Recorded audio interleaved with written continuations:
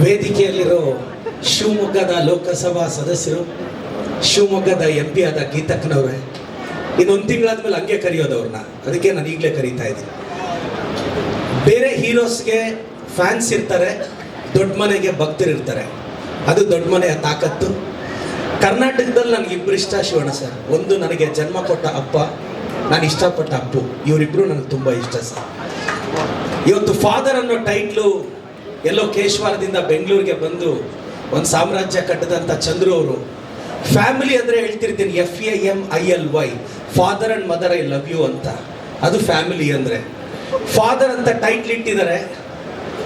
Celebrities politicians ಆಗ್ತಾರೆ, ಆದರೆ politicians celebrity ಆಗೋಕ್ಕೆ ನನಗೆ ಕಾರಣ ಆದಂಥ, ನನಗೆ ಜನ್ಮ ಕೊಟ್ಟ ನನ್ನ ಫಾದರ್ನ ಸ್ಮರಿಸ್ತಾ ಈ ಫಾದರ್ ಸಿನಿಮಾಗೆ ಒಳ್ಳೇದಾಗಬೇಕು. ಫಾದರ್ ಅನ್ನೋ ಟೈಟ್ಲ್ ಬಗ್ಗೆ ಒಂದು 2 ನಿಮಿಷ ಮಾತಾಡ್ತೀನಿ. ನನ್ನ ಸಕ್ಸಸ್ಸೇ ನನ್ನ ತಾಯಿ, ಆದರೆ ನನ್ನ ತಾಯಿಯ ಸಕ್ಸಸ್ಸೇ ನನ್ನ ತಂದೆ. ಆದರೆ 2ನೇ ಲೈನ್ನ ನಾವು ಮರೀತಿದ್ದೀವಿ. ಅಪ್ಪನ ಇಂಪಾರ್ಟೆನ್ಸ್ ತುಂಬ ಇರುತ್ತೆ. ಎದೆ ಹತ್ತಿರಕ್ಕೆ ಬೆಳೆದಂಥ ಮಗ ಬಾನೆತ್ತರಕ್ಕೆ ಬೆಳೀಲಿ ಅಂತ.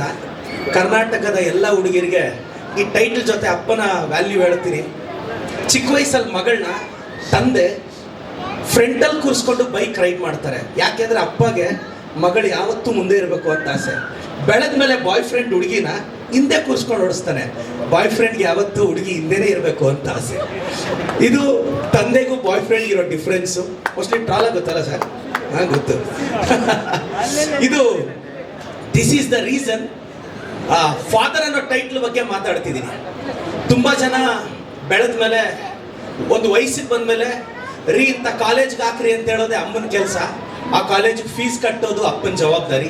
ರೀ ಇಂಥ ಹುಡುಗ ಇರಲಿ ಅಂತ ಹೇಳೋದು ಅಮ್ಮನ ಜವಾಬ್ದಾರಿ.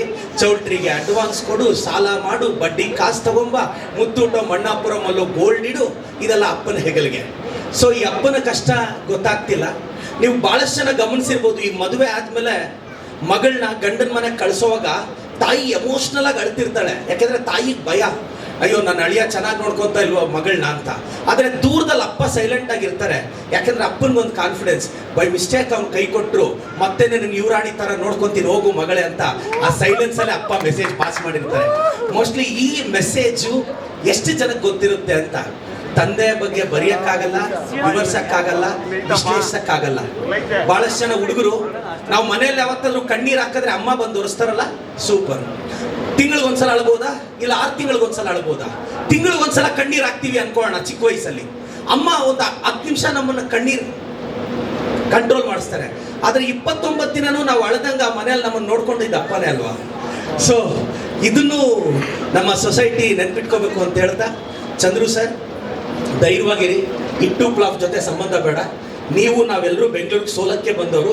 ಗೆಲುವೆಲ್ಲ ನಮಗೆ ಕಾಂಪ್ಲಿಮೆಂಟ್ರಿನೇ. ಗೆಲುವೆಲ್ಲ ಕಾಂಪ್ಲಿಮೆಂಟ್ರಿನೇ. ನಾವೆಲ್ಲ ಬೆಂಗಳೂರಿಗೆ ಸೋಲಕ್ಕೆ ಬಂದವರು. ನನಗೆ ಗೊತ್ತಿರೋ ಪ್ರಕಾರ ಗೆಲ್ಲಕ್ಕೆ ಬಂದಿರೋರೆಲ್ಲ ಬೆಂಗಳೂರಿಗೆ ಸೋಲ್ತಾ ಇದ್ದಾರೆ. ನಾವು ಸೋಲಕ್ಕೆ ಬಂದು ಗೆಲ್ತಾ ಇದ್ದೀವಿ. ಗೆಲ್ಲಬೇಕು ಅಂದಾಗ ಭಯ ಬರುತ್ತೆ, ಭಯ ಬಂದರೆ ಸೋತೋಗ್ತೀವಿ. ಸೋಲಕ್ಕೆ ರೆಡಿ ಇದ್ದಾಗ ಭಯ ಬರಲ್ಲ, ಗೆದ್ದು ಬಿಡ್ತೀವಿ. ನಾನು ಹಂಗೆ ಅಲ್ವಾ ಗೆದ್ದಿದ್ದು.